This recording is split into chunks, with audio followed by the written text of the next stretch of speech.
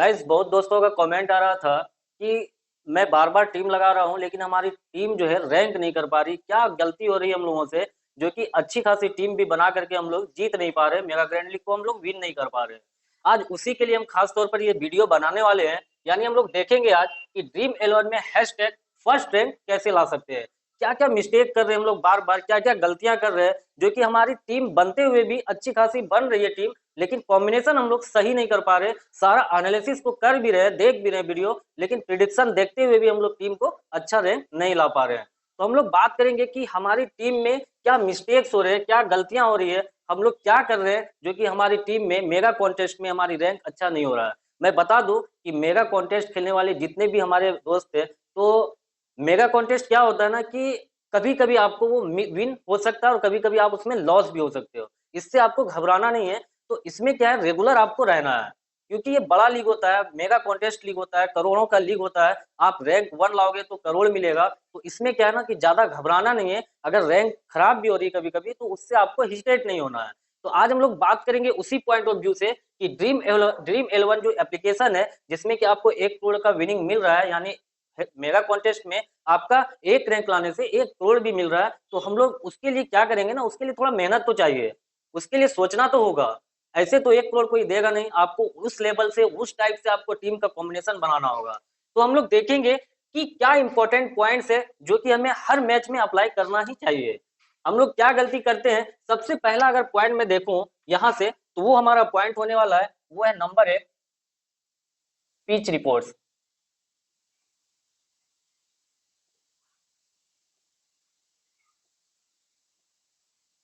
Pitch reports सबसे important points है mega contest के लिए कि हमको जो है हम लोग को पता होना चाहिए कि पिच का बिहेव क्या है।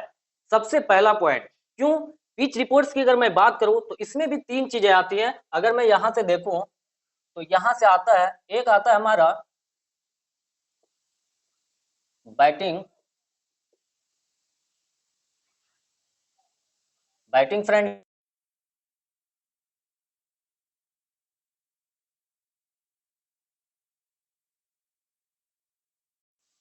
और एक आता है हमारा बॉलिंग पिच। ये इंपॉर्टेंट पॉइंट इसलिए भी है क्योंकि अगर आप टीम लगा रहे हो, टीम लगाने से पहले आपको ये प्रॉपर पता होना चाहिए कि ये जो पिच है, जो मैदान है जहाँ खेल हो रही है, जहाँ खेल होने वाला है, कि उस फील्ड का, उस पिच का क्या बिहेव है। ऐसे भी अगर ड्रीम 11 एप्लीकेशन की बात करूं तो ड्रीम 11 एप्लीकेशन क्लियर बता देती है, यानी टॉस होने के जस्ट बाद वहां पर जो है लाइनअप भी आ जाती है और क्लियर पता चल जाता है कि पिच क्या बिहेव कर रही है। यहाँ से भी हम लोग देख लेंगे कि या फिर पिच ओवरऑल बैलेंस होने वाला है। तो हम लोग क्या करते हैं ना कि सबसे पहला पॉइंट देखते हैं, इंपॉर्टेंट पॉइंट जो है वो है पिच रिपोर्ट।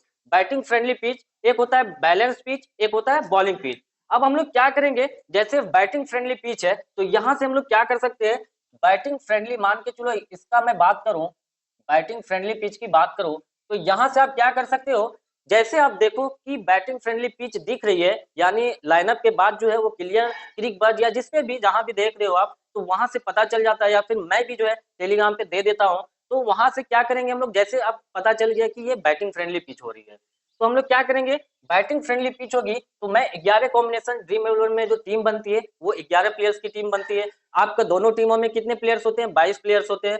दोनों के लाइनअप में 22 प्लेयर्स होते हैं, 11-11 प्लेयर्स खेलती है, लेकिन टीम कितनी की बनती है, 11 की। तो वहां से भी सिलेक्शन करना थोड़ा डिफिकल्ट हो जाता है। लेकिन क्या है ना कि आपको उस रेस में नहीं चलना है। यहाँ से सबसे इंपॉर्टेंट बात आती है कि हमें बैटिंग फ्रेंडली पिच पे क्या करना चाहिए। बैटिंग फ्रेंडली पिच पता चला, सबसे पहले हम ये जो ये जो ड्रीम 11 में हैशटैग रैंक 1 का जो मैं टिप्स बता रहा हूँ, ये सिर्फ अप्लाई के लिए हम बता रहा हूँ कि ये सिर्फ T20 फॉर्मेट के लिए या फिर ODI फॉर्मेट के लिए, मैं इसमें टेस्ट वेस्ट की बात नहीं कर रहा हूँ। तो यहाँ से T10 भी आपका लागू हो जाएगा, T10 में भी आप ये काम कर सकते हो। तो बैटिंग फ्रेंडली पिच जैसे आपको पता चल गया, तो यहाँ से क्या करेंगे हम लोग, टॉप ऑर्डर के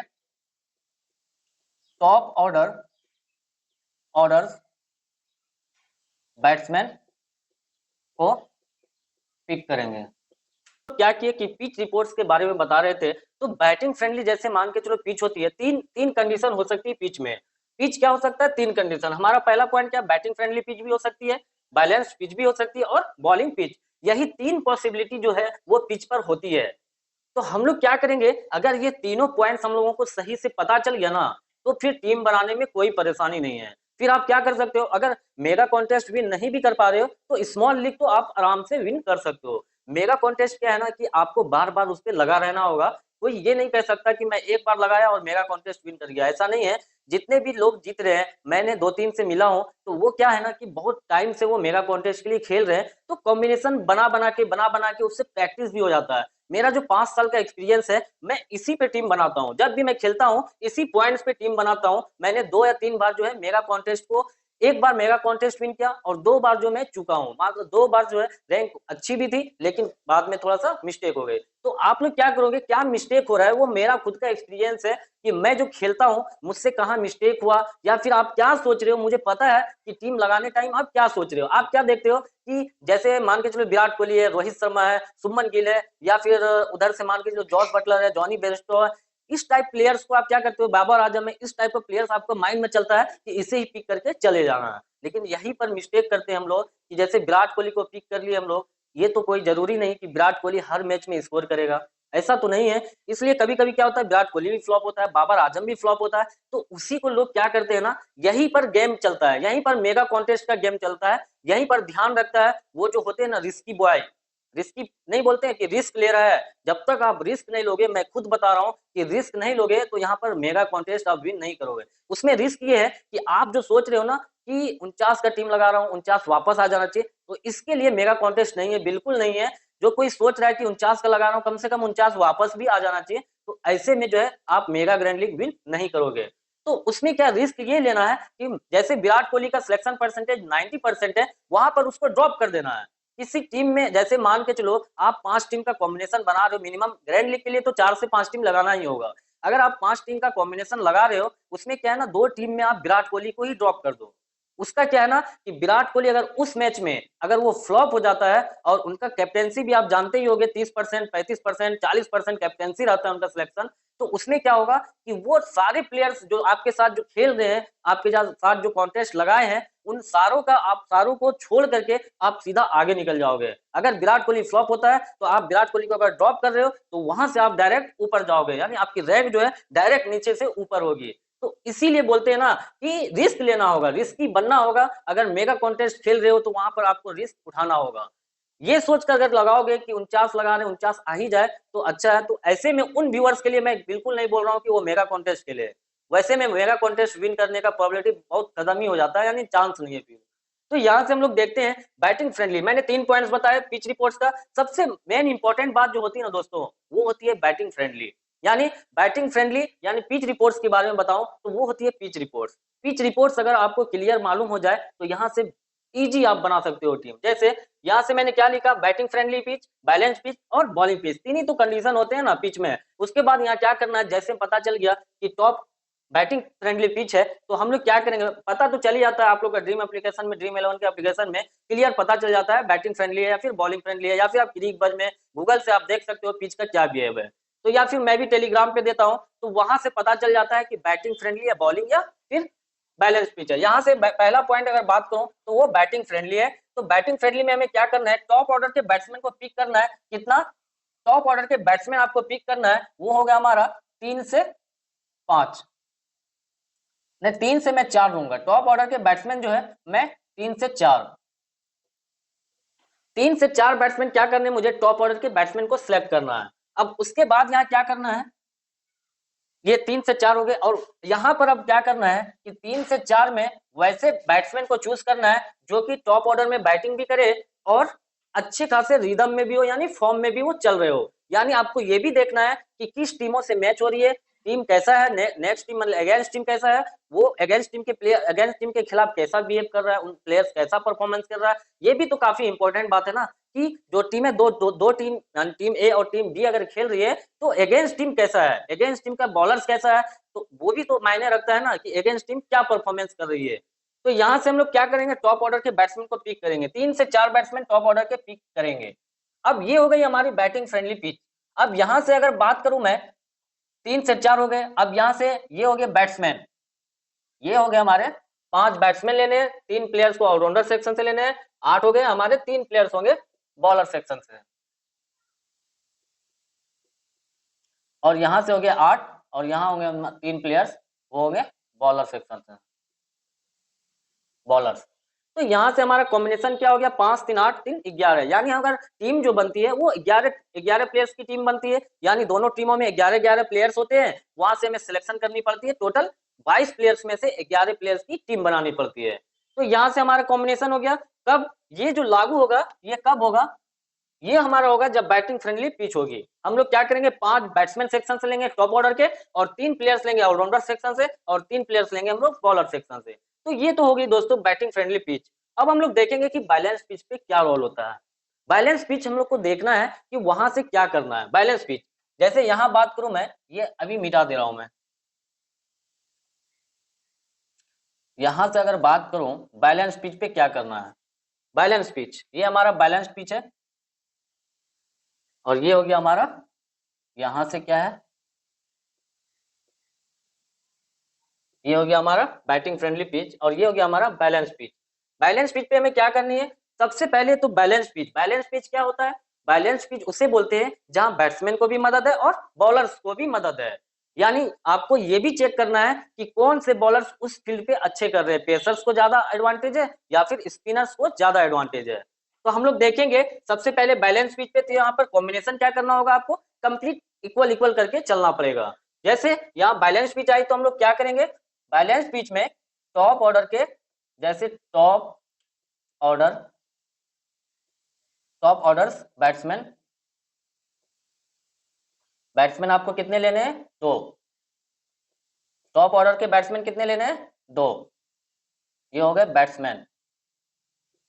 और उसके बाद क्या करना है, टॉप ऑर्डर के बैट्समैन कितने सेलेक्ट करने हैं, 2, और उसके बाद मिडिल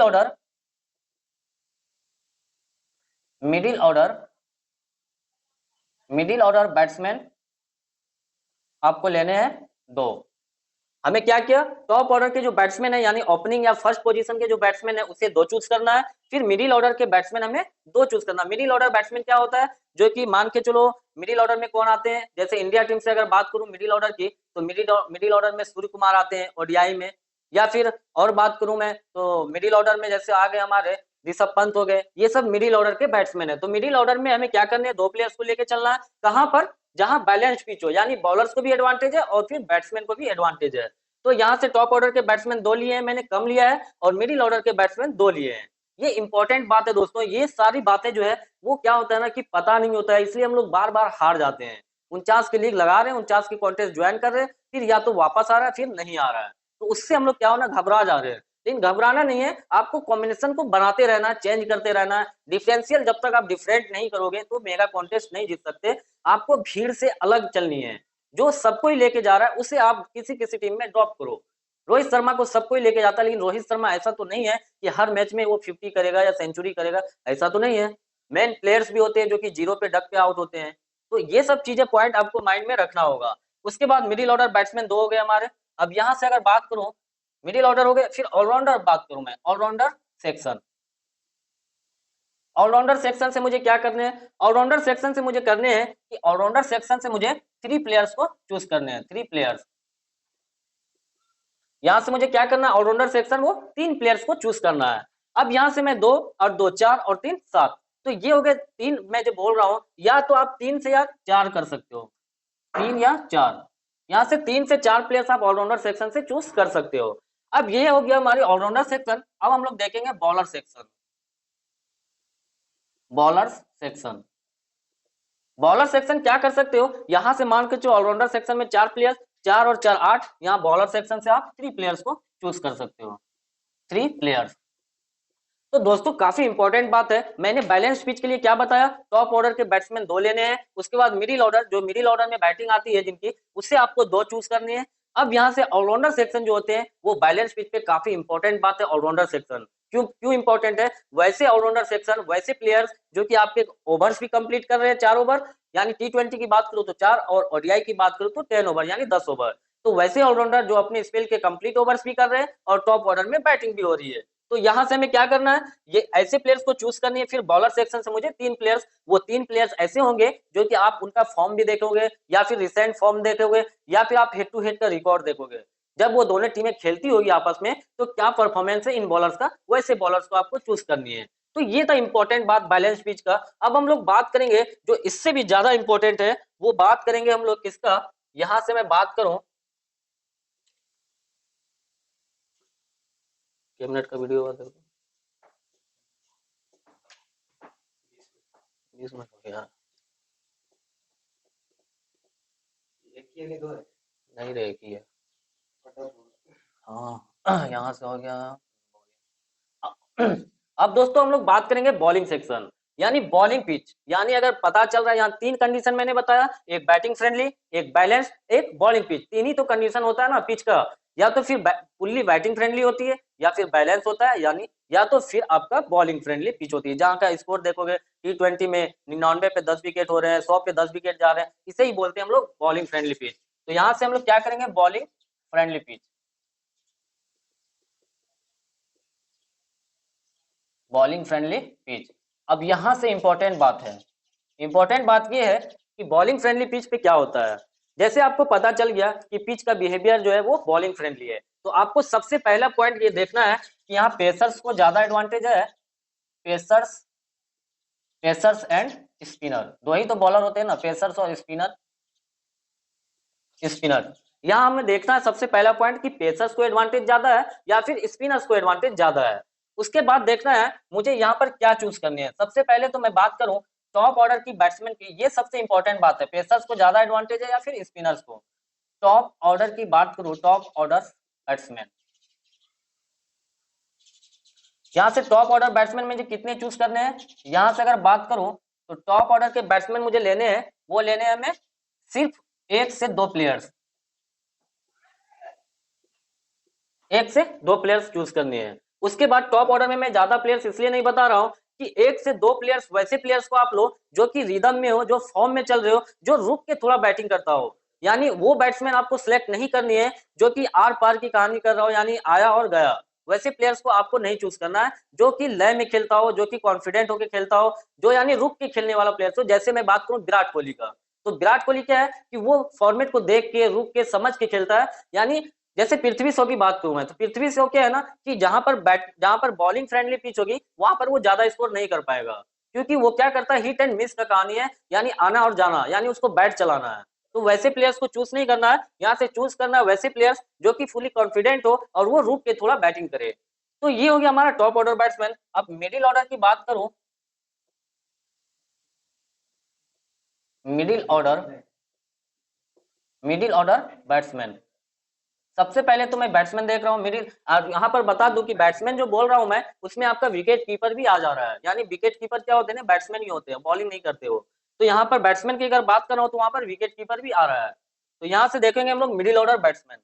तो मिडिल ऑर्डर बैट्समैन में हम लोग क्या करेंगे, यहाँ से 2 से 3 प्लेयर्स को चूज करेंगे, 2 से 3 प्लेयर्स। यानी बोला जाए तो यहाँ से मान के चलो सिर्फ 2 प्लेयर्स को ही लिखेंगे हम लोग, 2 प्लेयर्स। यहां से मान के चलो 2 प्लेयर्स, 2 प्लेयर्स में आपका क्या आ जा रहा है टॉप ऑर्डर में, वो विकेट कीपर सेक्शन भी आपका ऐड हो रहा है उसमें। उसके बाद यहाँ से मिडिल ऑर्डर बैट्समैन 2, वैसे बैट्समैन मिडिल ऑर्डर में जो रुक के थोड़ा बैटिंग करे, समझ के पिच का बिहेव देखते हुए बैटिंग करे। अब हम लोग यहाँ आते हैं, वो हमारा है allrounder section, allrounder section, allrounder section. Allrounder section की बात करूं मैं तो यहाँ पर सबसे इंपॉर्टेंट होने वाला है। क्यों? क्योंकि अगर आपको पता चल गया है कि ये पिच जो है बॉलिंग को एडवांटेज ज्यादा है, तो यहाँ से आपको ये देखना है कि कौन से ऑलराउंडर को सिलेक्ट करना है मुझे। यहाँ से ये पता चल गया कि यहाँ से पेसर्स को ज्यादा एडवांटेज है या फिर स्पिनर को। तो अगर स्पिनर्स को ज्यादा एडवांटेज है तो वैसे ऑलराउंडर को चूज करना है जो कि वो स्पिन बॉलिंग कर रहे हो और टॉप ऑर्डर में बैटिंग भी जा रही हो। तो यहाँ से अगर ये पता चल गया कि मुझे पेसर्स वाले ऑलराउंडर को चूज करना है, यानी पेसर्स को ज्यादा एडवांटेज है, ज्यादा मदद है उस पिच पे, तो आपको पेसर्स वाले ऑलराउंडर को चूज करना है। जैसे हार्दिक पांड्या, इनके पास पेस है, यानी अगर वहां से पेसर्स को मदद है तो हार्दिक पांड्या को चूज करेंगे। अगर यहाँ से मान के चलो रवि अश्विन है तो स्पिनर्स को मदद है तो रवि अश्विन को चूज करेंगे। तो ये मैं कह रहा हूँ जो कि यहाँ इंपॉर्टेंट बात है, यहाँ पर ये देख लेना है कि पेसर्स को ज्यादा एडवांटेज है या फिर स्पिनर्स को। उसी अकॉर्डिंग जो हम लोग ऑलराउंडर सेक्शन में चूज करेंगे प्लेयर्स को। तो ऑलराउंडर सेक्शन से हमें कितने प्लेयर्स लेने हैं? तीन तीन प्लेयर्स ऑलराउंडर सेक्शन से, 3 प्लेयर्स, 3 प्लेयर्स। अब यहां से आता है हमारा बॉलिंग सेक्शन, जो काफी इंपॉर्टेंट सेक्शन होगा, क्योंकि बॉलिंग फ्रेंडली पिच पे हमें बॉलर्स को तो चूज करना ही होगा। तो यहाँ आता है हमारा bowling bowling section. Bowling section में मुझे क्या करना है? बॉलिंग सेक्शन काफी इंपॉर्टेंट सेक्शन है। बॉलिंग सेक्शन से ऐसे प्लेयर्स को चूज करना है कि पिच के अकॉर्डिंग देखना है मुझे, पिच के अकॉर्डिंग मुझे जाना है, पिच क्या बिहेव कर रही है। पिच तो बता देती है कि यहाँ पर एडवांटेज पेसर्स को है, यानी आप रिकॉर्ड भी देख सकते हो। मैं बता दूं कि जब भी आप पैसा लगाओ, जब भी आप 49 का कॉन्टेस्ट लगाओ, यानी आप अगर 500, 600, 1000 रुपया लगा रहे हो, तो आपको सारा एनालिसिस करके ही टीम लगानी भी चाहिए। ऐसे नहीं कि टाइम आया, लाइनअप आई और टीम लगा दिया, ऐसे में जीत नहीं सकोगे और हारोगे और पैसा वापस भी नहीं आएगा, ऐसा भी होगा। आपको क्या करना है? सारा एनालिसिस, लॉजिक जब तक पता नहीं रहेगा तो आपको क्या ना टीम बनाने में मजा नहीं आएगा, जैसे तैसे टीम बना के भी कोई फायदा नहीं है। लॉजिक पता होना चाहिए, पिच पता होना चाहिए कि क्या बिहेव है, उसी अकॉर्डिंग आपको टीम का कॉम्बिनेशन बनाना है। तो यहाँ से हम लोग क्या करेंगे? Bowling section. तो बॉलिंग सेक्शन जैसे हम लोग जाएंगे, बॉलिंग में चूज करेंगे प्लेयर्स को, ये पता होना चाहिए कि बॉलिंग में ज्यादा एडवांटेज किसको मिल रहा है, उस पिच पे पेसर्स को ज्यादा हेल्प मिल रही थी या फिर स्पिनर्स को। तो यहाँ से हम लोग क्या करेंगे? यहाँ से हमारा 2 और 2 4, 3 7, यहाँ से प्लेयर हो जाएंगे 4 प्लेयर्स हमें बॉलर सेक्शन से लेने हैं। इस टाइप से आप टीम का कॉम्बिनेशन अगर बनाते हो ना, तो फिर जीत कोई नहीं रोक सकती। यानी आप जीत जो है, मान के चलो अगर मेगा कॉन्टेस्ट आप नहीं भी जीत पा रहे हो, तो मिनी ग्रैंड लीग या फिर स्मॉल लीग पे आपका कब्जा जरूर होगा। तो इस अकॉर्डिंग आप टीम को कॉम्बिनेशन को चेंज करो। टीम देखो, पहले पिच देखो क्या बिहेव कर रही है, पिच किसको मदद दे रही है, बैट्समैन को ज्यादा फेवर है, बॉलर्स को है, बैलेंस पिच है, वो सारी बातें आपको पता होना चाहिए। अब यहाँ से एक मेन इंपॉर्टेंट बात आती है, वो है सिलेक्शन परसेंटेज। अगर मैं बात करूं सिलेक्शन परसेंटेज के, तो यहाँ से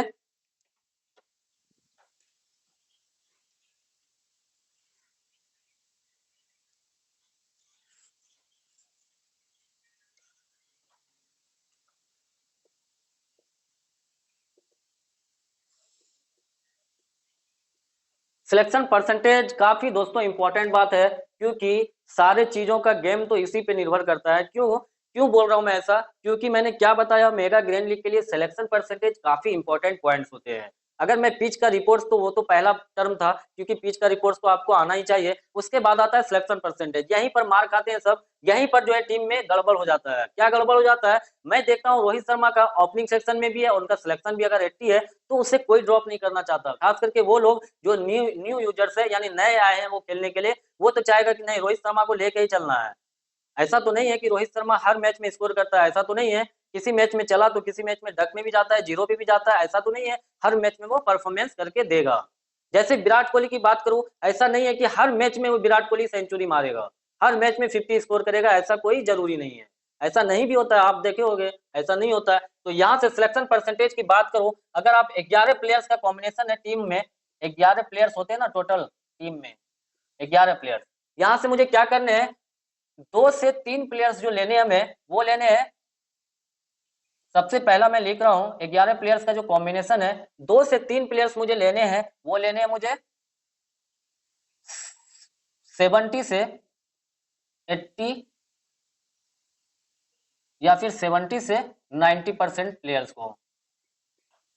हमें 2 से 3 प्लेयर्स क्या करने हैं? 70 से 90%। क्या है ना कि उसे भी ड्रॉप नहीं करना है, क्योंकि आप उसे भी ड्रॉप कर दोगे ना, विराट कोहली को सब टीम में ड्रॉप करोगे, तो वहां से भी आप खराब हो जाएगी आपकी टीम।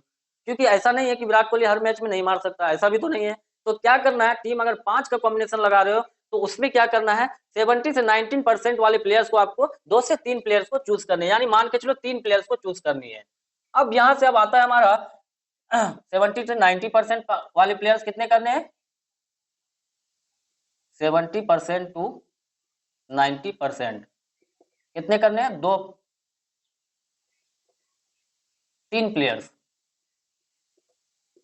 और यहां से अगर आता हूं मैं, तो यहां से 40% और 70%, यानी 40 से 60% मान के चलो, 60%। यहां से 40% तो 60% प्लेयर्स है, उसे मुझे करने हैं 3। 40% जिनका सिलेक्शन है या 60% उस बीच में जिसका सिलेक्शन है, तो उसे हमें क्या करने हैं? 3 प्लेयर्स को चूज करने हैं। अब आता है यहां से हमारा, वो आता है 30% और 20%। 30 to 20% वाले प्लेयर्स को कितने करने हैं मुझे? 3 प्लेयर्स। तो ये हो गई हमारी 30 से 20% 3 प्लेयर्स, 40 से 60% 3 प्लेयर्स, 70 से 90% 3 प्लेयर्स। अब यहाँ बात करूं मैं, ये सबसे इंपॉर्टेंट बात है सिलेक्शन परसेंटेज, यहीं पर होती है दिक्कतें टीम बनाने में। अब यहाँ पर क्या करना है मुझे, किसी 10% वाले प्लेयर्स में 10% से 15%, ये भी काफी इंपॉर्टेंट है। यहीं पर जो है ना रिस्की बॉय जो होते हैं, रिस्की जो टीम लगाते हैं, यहीं से उसका टीम का कॉम्बिनेशन हाई होता है। यहीं से वो मेगा ग्रैंड लीग के लिए सोच रहा होता है और मेगा ग्रैंड लीग पे अपना टीम का कब्जा भी वो मेगा ग्रैंड लीग पे कर लेता है। यहीं से मेन इंपॉर्टेंट बात है 10 से 15%। हमारा ध्यान यहाँ नहीं जाता है। जब भी टीम बनाता हूँ ना तो सबसे पहले देखता हूँ विराट कोहली को, रोहित शर्मा को। 10% 50% वाले पे ध्यान नहीं जाता और वहीं से जो है मेगा कॉन्टेस्ट का विनर्स आपको नजर भी आएगा। कभी आप देखे होगे, जब भी देखे होगे आप टीम को, अगर जो मेगा कॉन्टेस्ट का विनर है ना, 1 नंबर वाले को, टीम उसका कॉम्बिनेशन देखना आप।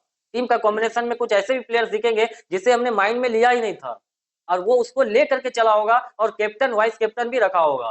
तो यहाँ पर ही हम लोग क्या करते हैं, 2 प्लेयर्स यहाँ से आपको रखने हैं, हर हाल में रखने हैं। यहाँ से 2 प्लेयर्स, यहाँ से आप 2 प्लेयर्स को अगर रख रहे हो ना तो आप सोच रहे हो कि मेगा कॉन्टेस्ट में विन करना है। तो ये तो हो गई दोस्तों हमारे सिलेक्शन परसेंटेज की बात। अब हम लोग देखेंगे कैप्टन और वाइस कैप्टन, वो मैं नेक्स्ट वीडियो में बताऊंगा।